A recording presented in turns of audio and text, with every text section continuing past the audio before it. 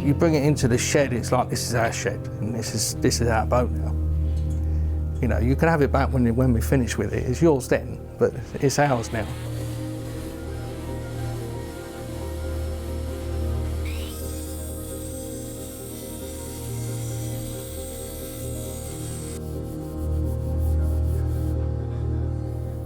Well, barges used to come in, and often they used to carry grain, and we'd have to lift up the ceiling of the barge, which is a wooden floor that covers the framework at the bottom. Rats would nest underneath there, which we'd chase around the holes with shovels.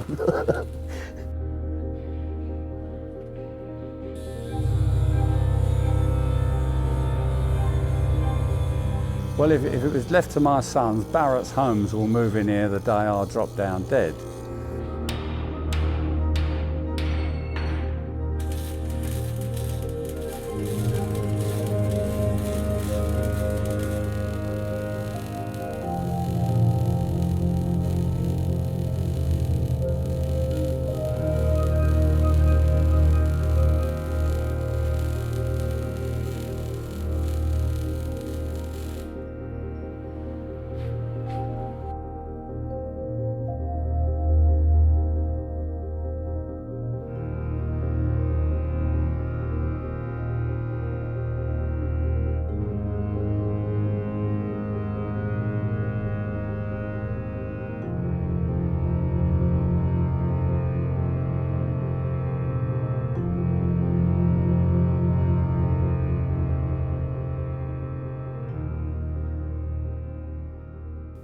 I came to leave school, they asked me what I wanted to do for a living. I said I'd like to be a boat builder. They took the easy route, and I ended up as a barge builder, which is a very different environment. The commercial end of the river, which mainly was, you know, hard work with steel, riveting, forging, shaping plates. You know, riveting underneath the bottom of a barge is very hard work.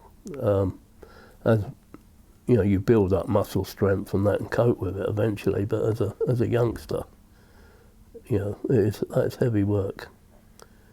I worked in a barge yard in Battersea by St Mary's Church, and it's from there that I went to Tufts. They were the biggest boat builders on the river. With the outbreak of war, there was obviously a need for boats, and most boats were built of wood in those days, the light fast ones, the gunboats, things like this. And the Admiralty came in and built a great big shed there and drafted in men from all around the country, carpenters, people like that, to work at Tufts. My early memories was it was incredibly busy. Lots of tugs, lots of barges coming up on every tide. Sugar, meat, everything was afloat. And they also were doing civil engineering work. They had just taken on that kind of work. So I began to work alongside a gang doing that work, which I became quite interested in. It was about 70 people at that time. It was quite big, you know, all the different trades, plumbers, boat builders, fitters. The boat builders was the spirit of the yard, really. And that lasted for many years after the yard went. We used to have a regular reunion every year for quite a few years. Well, we used to have a chemical toilet that stood on the end of the wharf, made of corrugated iron, and if you see the foreman go in there, then there'll be a hail of rivets going into the side of the side of the thing, which nobody threw. These things lighten the day. There was quite a few apprentices. I suppose we were used partly as cheap labour, and there was a shortage of skilled men as well.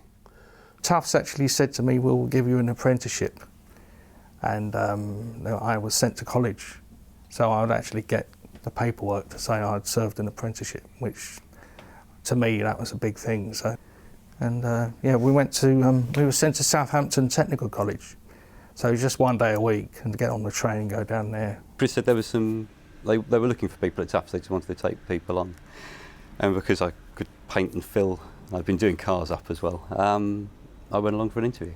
And we ended up in the paint shop, and he gave me a paintbrush and said, "This is a paintbrush, what end do you put in the paint?" I got the job. At that time I was doing quite a bit of work out on the river as well, on the civil engineering work side. For Tufts? Still for Tufts at that time, yes. I built Cadogan Pier down at Chelsea, and quite a few big infrastructure projects down there. The last boat was 150 foot long.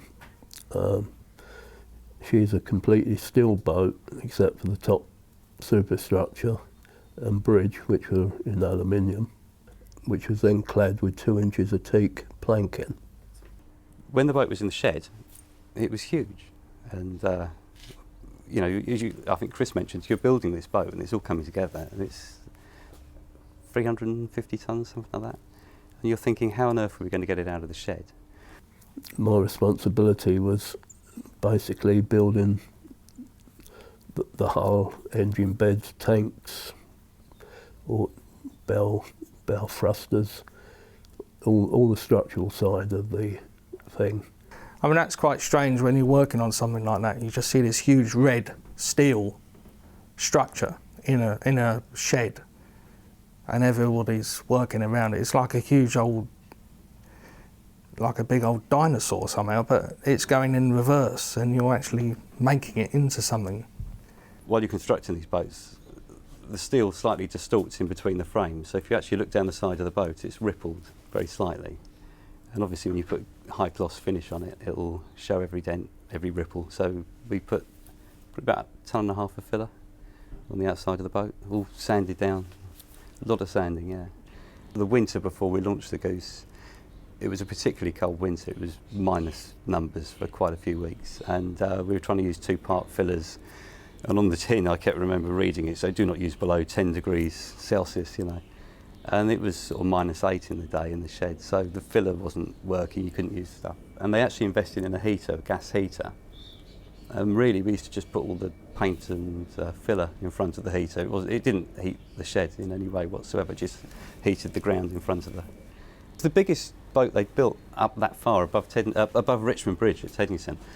And I mean, the Goose was basically built to fit under the middle arch of Richmond Bridge. And I left the day before, just in case anything happened. You know, and it's and then to see it all painted up and out on the river, afloat, to see it as a vessel on the water, and that's really quite something to see. But the whole time we were at Tufts, it was this huge boat in this shed, and then suddenly you saw it alongside HMS Belfast, and it's like a dinghy. So there's no big boat building left anymore around this area. It costs too much, really. It's so labour intensive, you know. The demand for the work, that kind of work, is no longer on the river anyway. The big boats are done a lot more efficiently and cheaply, initially in Holland, but then passed on into the Far East and Turkey and places like that. There's very few boats of any size built in this country now.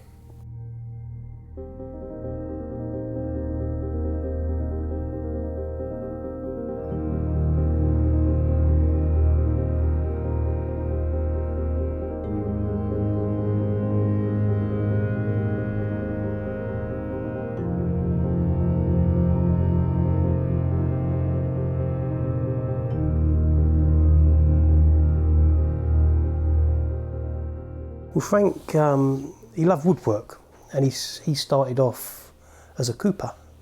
making beer barrels and that's where he started off. And he, as I understand it, he came here to buy a boat and ended up buying the yard.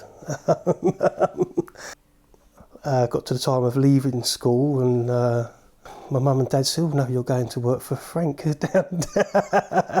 down the yard in Twickenham." And I sort of, oh right, and I didn't really know a great deal about the yard then. So I came down here when I was still at school during the Easter holidays and did a week here, and I liked it, and I started on the 1st of June 82, so it was 35 years ago. I always remember the first job I was actually given to do, and there was this big engine standing in the corner of the yard, which I believe was a Cummins, which was probably 7 foot tall, you know, with a radiator probably on the end of it, which was probably 8-9 foot tall. So it's a great big engine. And they said to me, go and take the air filters off of it. And I remember just standing there, 15 years old, thinking where the air filters. And I felt silly having to ask, really. But it, you know, that was the beginning of, you know, learning all about engines as well, you know. Mainly the boats that come out here, probably 90% of them, the owners work on them themselves. Like we have the fireboat out here at the moment, and we do some work on that with the painting the underside with anti-fouls. The Babcock, who have the contract for the fireboat, they do all the engineering work on it themselves. We have got one of the houseboats up on the slipway at the moment, which Joe's doing the work on, who works in the yard. But as I say, a lot of people do come out and just want to wash their boats off, put a coat of anti-foul around the bottom and go back in the water. So that keeps us busy, just getting the boats out and putting them in. And the more that come out, you know, the better turnaround for us.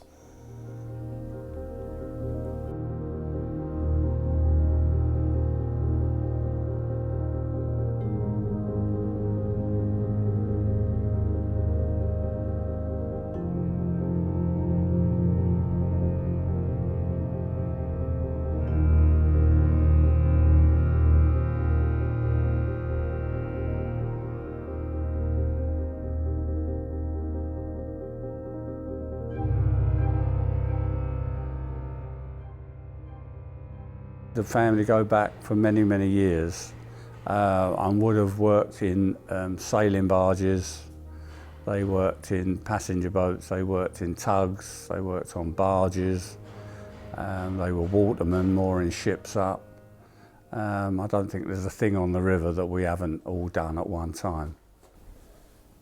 Well, the rowing came really from my grandfather, because as a family, so to be on that river all that time, we had never ever had a Doggett's Coat and Badge winner. And from a very early age, and going to work with my grandfather from about 8, I was told that I was going to be the one that rowed for Doggett's Coat and Badge. Well, Doggett's Coat and Badge is the longest and oldest sporting event in the world, and it dates back to 1715. It then just became naturally that I joined a rowing club on the Isle of Dogs, which was predominantly watermen and lightermen, orientated with a membership.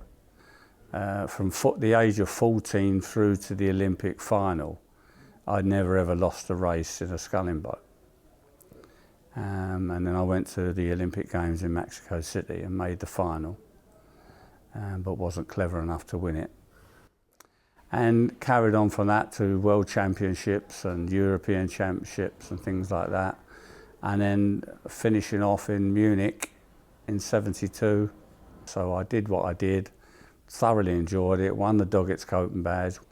And I decided then to pack up rowing and go into business.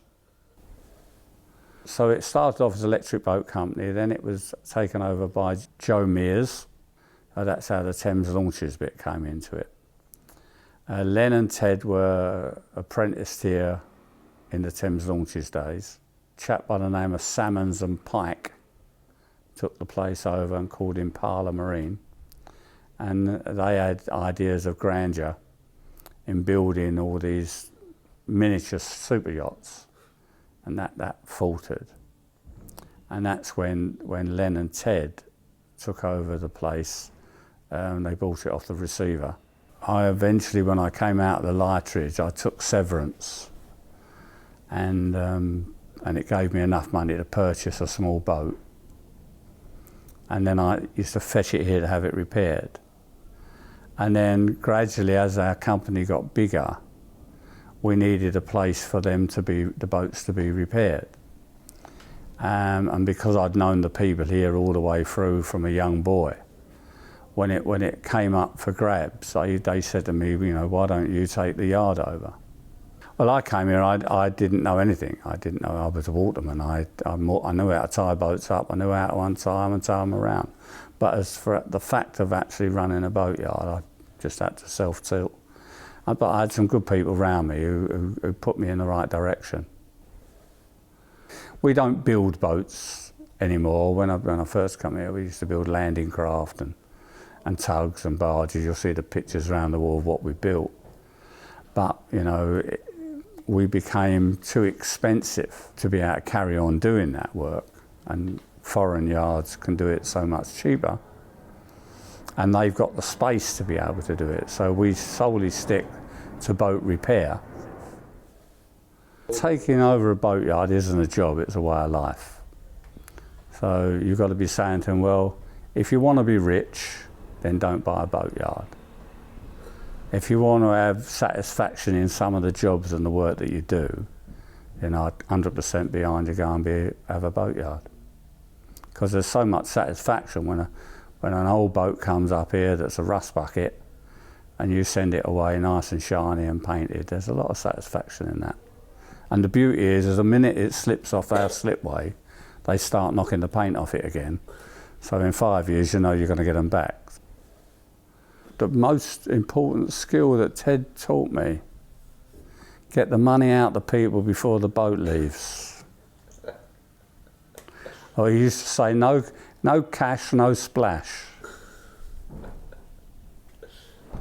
I think we're the only boatyard on the Thames that actually own it. All the rest, this is freehold here where we are, and most of the other boatyards are rented at exorbitant rents because they're competing against developers.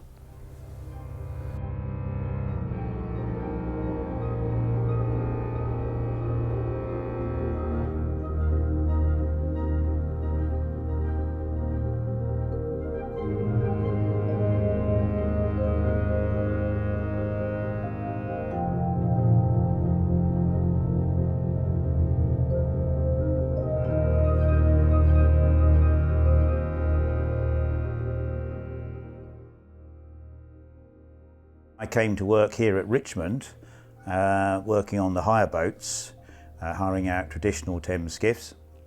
But then I found that I was more and more interested in the restoration of old skiffs, and eventually I took in work from other friends, repairing their skiffs. The resurgence of traditional boating was coming along at the end of the 70s. So that there was a demand to restore these beautiful Victorian Edwardian skiffs. I really have learnt my boat building skills from a number of different people, and it's been quite useful because different people have taught me slightly different ways. So that working here at Richmond, I learnt from 2 or 3 quite traditional Thames boat builders. I learnt more general woodwork and shipbuilding from a Royal Naval ship's carpenter and shipwright when I worked in the local Royal Park.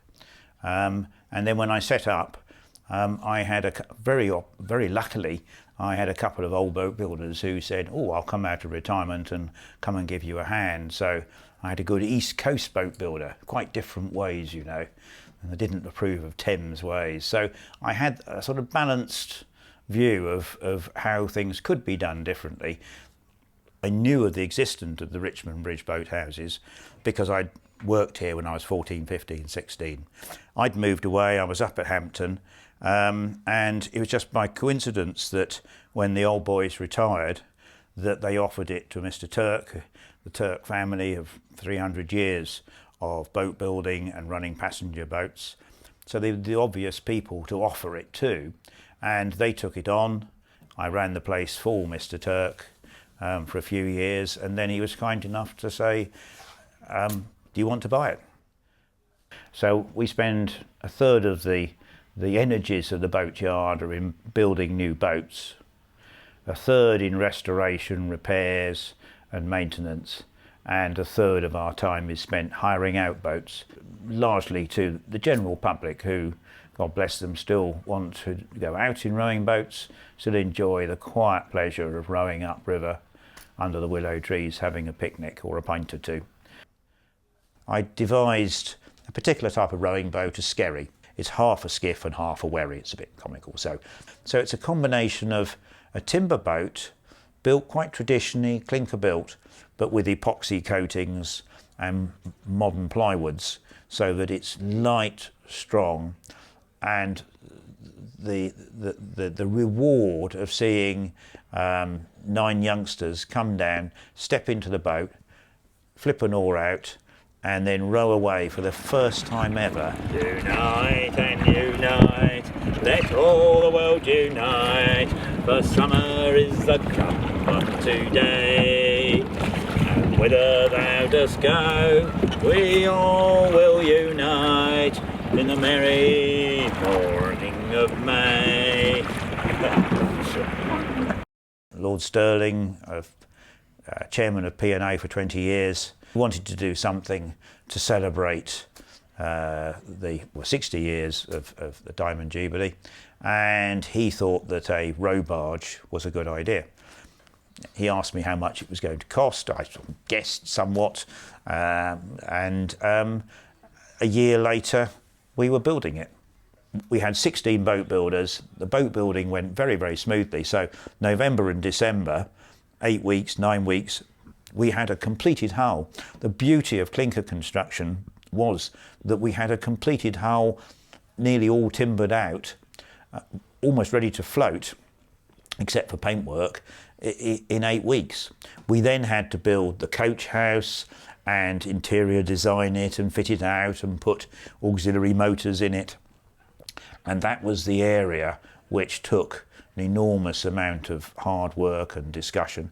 But in a project like that, everyone is on the same side. Everyone just wants it to be the best you possibly can. When it went into the water, there were tugs standing by to tow it, but the Queen's waterman jumped in, put the oars in the water and went away 5 knots. They do say, boat builders, that you should never let the customer see a boat until it's absolutely finished, until you put that last sparkly coat of varnish on it and done the gold line and put the distractive name which takes their mind away from the bit they didn't really like or whatever it is. Nearly all the boat builders that I've trained the last 30 years have come from youngsters, and quite often they do 2, 3, 4, 5 years with me. And then I almost encourage them to go off because there isn't much money in it. There isn't really a great future. So they go off and become house carpenters, go into the film world as, you know, making props.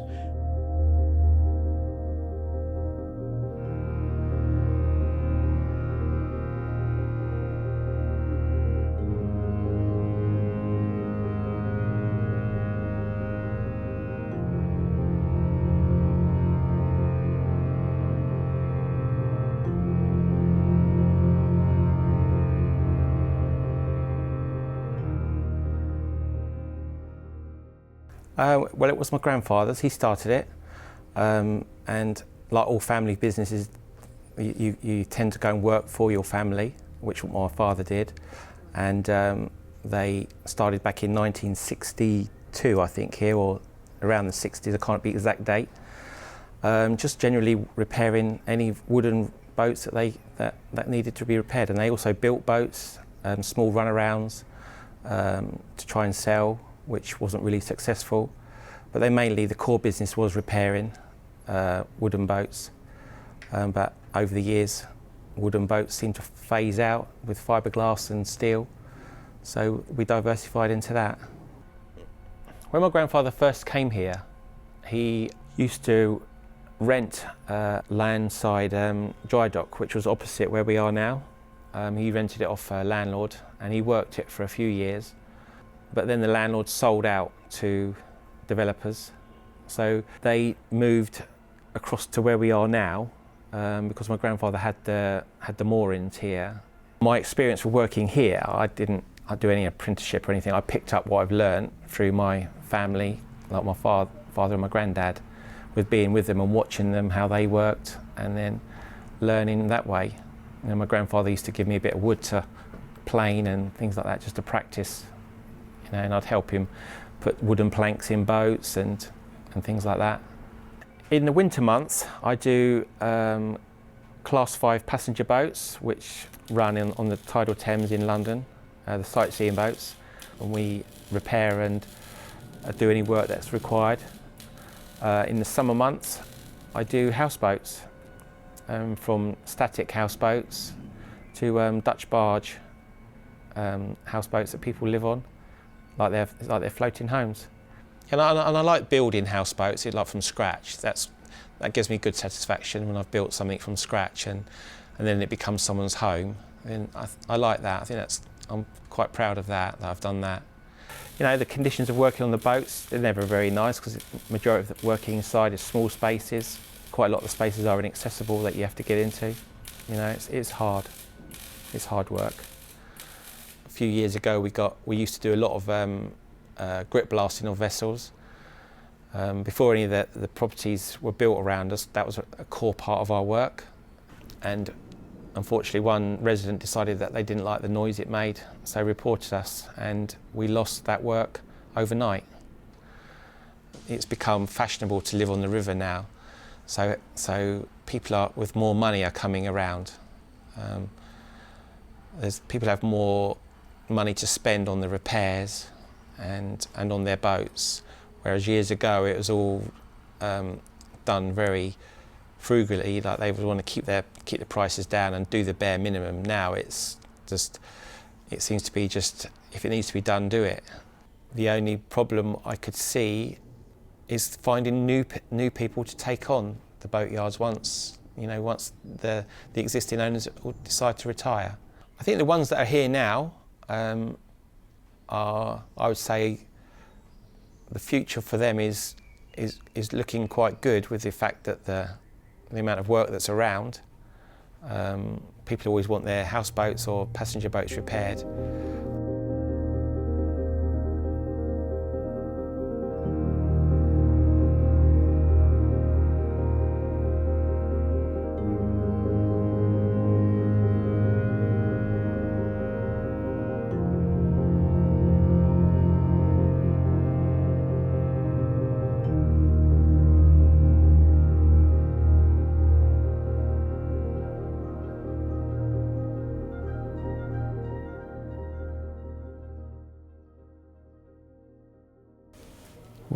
Well, it's just because I converted my own barge. The first things you get asked during that process by other boat owners to say, "Can you do this for me? Can you do that for me as well?" So it's just, you fall into it really. Anything to do with boats really, and mooring of boats. So repair boats, build boats, and build marinas to actually moor boats too. So civil engineering on the river and boat repair. Well, boats aren't cheap to own really. I mean, people have the idea that it'll be a cheap option, but they're made of metal and metal corrodes.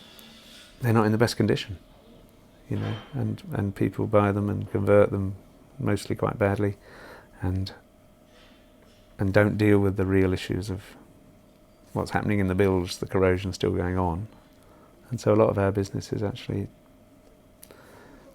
saving them from sinking. I mean, they end up with lots of additional plates welded onto them to keep them afloat. So, you know, it's overplating, as we call it. So we put plates on the bottom. So they're getting new skin, but it's still corroding from the inside. It's not going to go away. So it keeps us busy. Most of the tension comes from customers who don't want to pay. It's really that simple. From my experience, anything that is commercial use alongside the river is great. People come to work, they can look out their window and it can be all scruffy and horrible out there and they don't care. As soon as it turns into housing, and people with flats who then form residence committees, who then have got nothing better to do than to whinge and whine about what their view is, they cause a lot of trouble for the people who are trying to work on the water itself.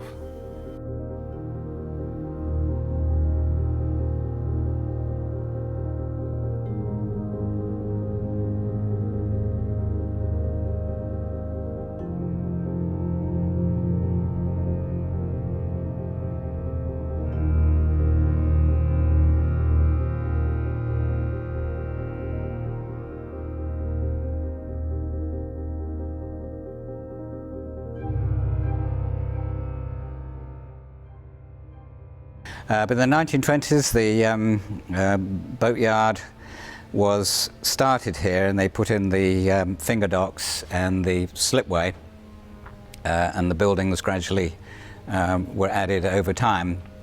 And this building we're in right now, I think, was not built until the 1950s. And they did everything here. There was a wood shop, and there was a big metal shop, blacksmith shop. They would melt tar to make things watertight, and they would just, it was just an all-around service. They built tugs here. They built various vessels here as well.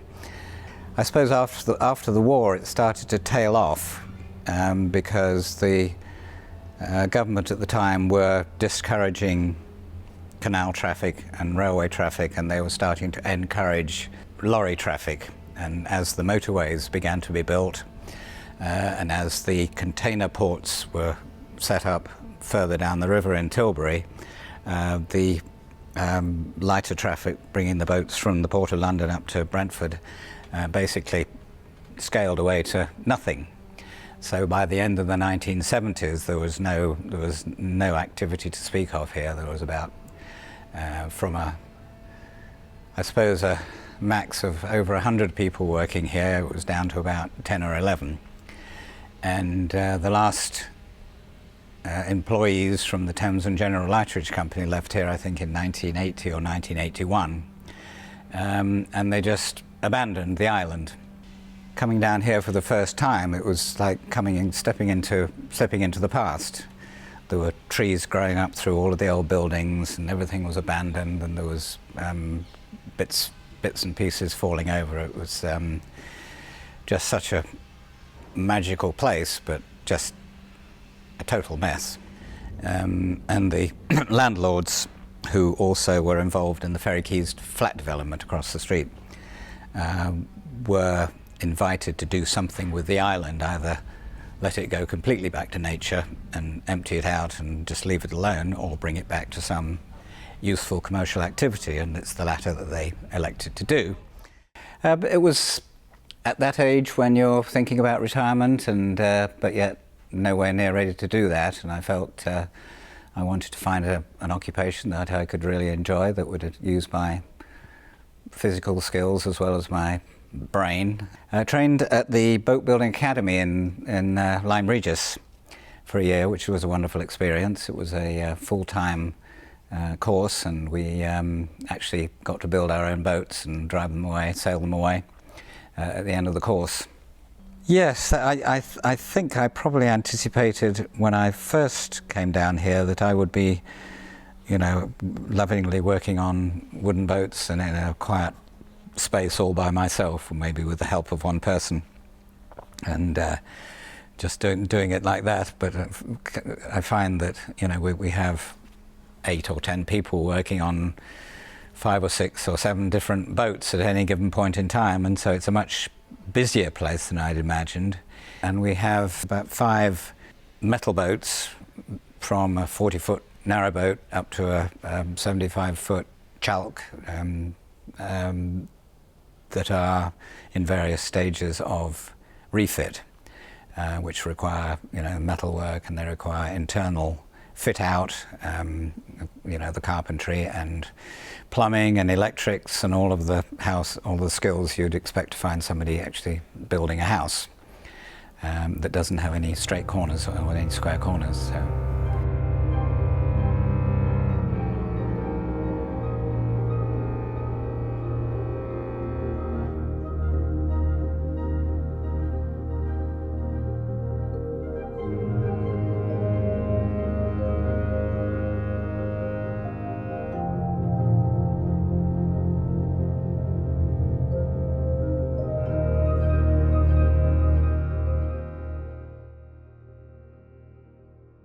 My grandfather served his time at Piper's, and my dad served his time at Piper's, and when I restore some of these barges, I often think, I wonder whether my grandfather or my father worked on them. I actually, because my dad was a boilermaker, I then decided to follow in his footsteps, but in a more modern part of the business, which was electric arc welding. A foreman would go to work in a second-hand three-piece suit. That's how you knew he was a foreman. Whereas the worker would have old jeans on or any old army coats, anything that they could get that was for nothing, because, you know, the wages weren't very good, and yeah, you knew how to recognise. A manager would have a winged collar and a bow tie, you know. Superintendent, engineer as well. Most of those were bald. It was the worry.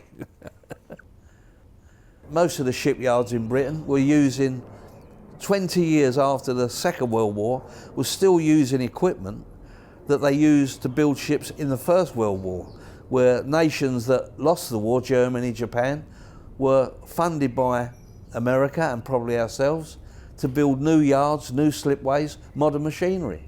So the whole of the shipbuilding and repair industry gradually disappeared from here, the Clyde, all round England, really.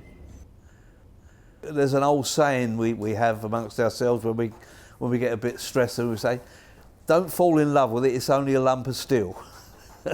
And we say that just as a, you know, because in some cases people can make too much fuss of a particular piece of steel work or whatever they're doing, you know, or they might be particularly slow. And that's a way of saying to them, come on, get on with it. And when we brought this one in, people said, they're not going to start scrapping barges and cutting barges up like a shipyard, scrapyard, are they? I went, no. We bring them in here, and they call this bill and fill surgery. And we perform surgery on barges to bring them back to life.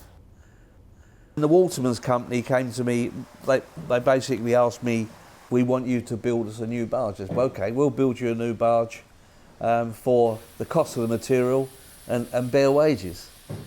And we started it in February. It's now up there, signed, written, painted, ready to be launched on the 6th of June. I think the situation is that it's become limited now, because whereas the shipyards would have engineers who would take ships' engines out and rebuild them, now it's a case of take a big engine out and send it back to the manufacturer, and they rebuild in the factory. It's not done in the shipyard, you know. It's a throwaway world, will I put it that way, that there isn't so many skills out on the river now.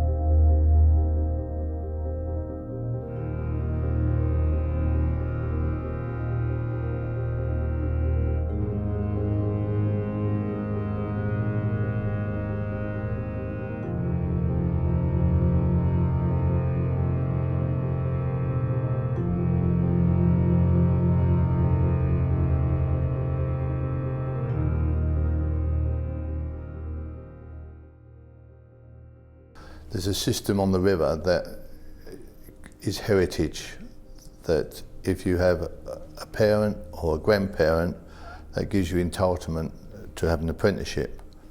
I'm not born and bred waterman, lighterman. I'm what's called a nonna. I left school, and luckily I got an apprenticeship at Waltham Abbey with Murex. These guys that work for Murex used to go and weld up the nuclear submarines. They were that clever, that skillful, you know, and they would train people. So I had the best training I could ever want. What happened initially is that I got called in by a company called Tidal Cruisers at Greenland Dock to weld and build the back of a boat for them, which I did. And after doing that, they were happy and they said, "We've just purchased a boat. Would you do the conversion on it?" So I said, "Yes, I would. You know, give me some pictures and I'll get some drawings done." That boat was the Marchioness.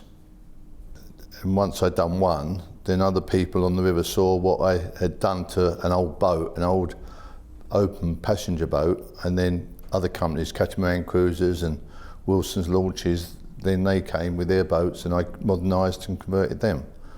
That was the basis and nucleus of my business initially. A guy walked in one day, a guy called Joe Gillard, and he was probably, if you speak to people on the river, probably the most skillful. He was a barge builder, but very, very clever, very fast, very skillful. So I had this hull partially built on the quayside, but the bottom plates, I tried all to get this shape. So next day I was going out and I said, "I can't get them bottom plates." I come back in the afternoon, he'd formed them perfectly, all fitted in, all tacked in and welded. Absolute craftsman, no drama, timber shores, knocked it all in, beautiful shaper. And that boat was the Husky, the first boat I ever built. Englishmen don't exist anymore, they're very rare. But I have been fortunate to find some Polish people that are equally as skillful, have tremendous great work ethic, very loyal, hard working, not cheap, you have to pay them top money, but they're worth every penny. Every boat that comes out is like a car MOT, and you know what day it's coming out that year. It comes out for 2 or 3 weeks, has a survey, surveyor finds this, that, you do it, goes back in the water, next one. And we have a big list starting at the end of September when the season finishes with the passenger boats, and they start coming out right the way through.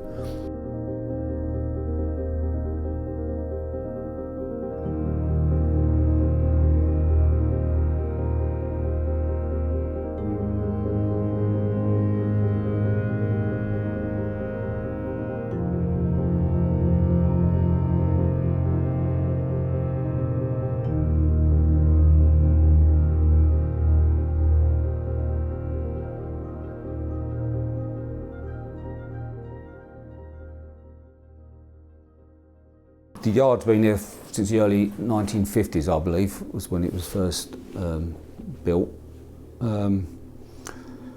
Before then, I say they had the yard at Erith.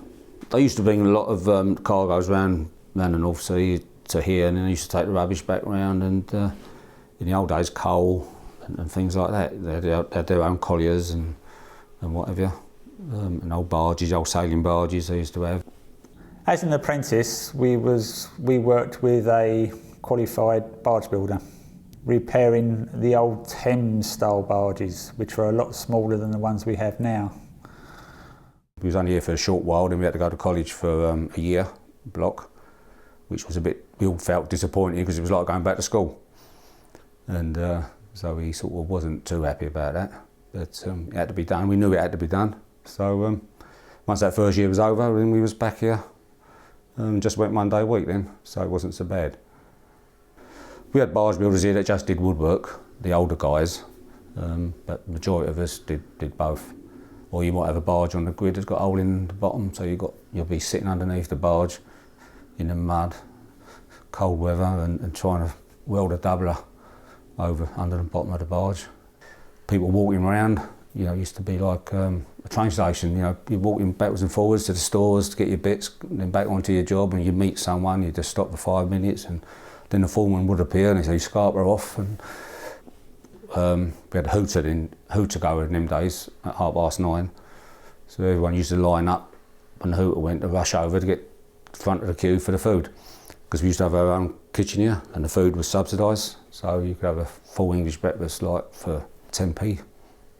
What was nice here was you started the job, you finished it. A lot of other firms used to have boiler makers, platers, welders, but we were barge builders, we did the whole job, so we start from finish. The yard dwindled over the early 80s, like I think when the yard packed up, we was down to about 25 people in the end. It just wasn't viable to keep it going. And then the firm got a new contract, so they wanted to keep 5 of us on to maintain or look after the new fleet. And then we stayed as 5 for about 3 years, and then we gradually started to bring another one in, and another ex-barge builder that got made redundant, you know, they came back, and then a couple more come back. And this is about as much as we've had for the last, since 1982, is 14, 15. But now, so we've got 4 apprentices, so they sort of pushed it just under 20.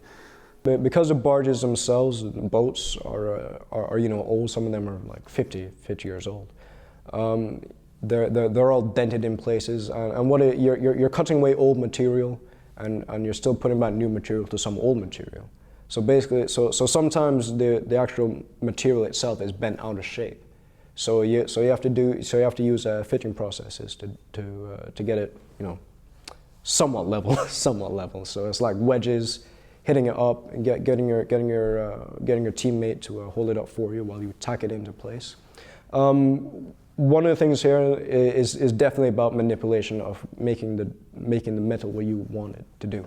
We do have a leather apron we can put on, and leather jackets. Obviously got the leather gloves, but sparks have a way of finding their way through. Run the burner across my hand, burnt all that hand, end up with a quite big blister and whatever. And then another day I was, the burner got caught up and it twisted round and the flame went in between me ovals, and I just had a t-shirt on underneath, so I burnt all this part of me belly. So I was off a couple of weeks for that. We recently have started taking on apprentices. We have 2 in their 2nd year and 2 in their 1st year, and there are plans to take more on. We are planning to build more barges to replace the old fleet, and there will be a job here for a long time for anyone who is willing to go take an apprenticeship.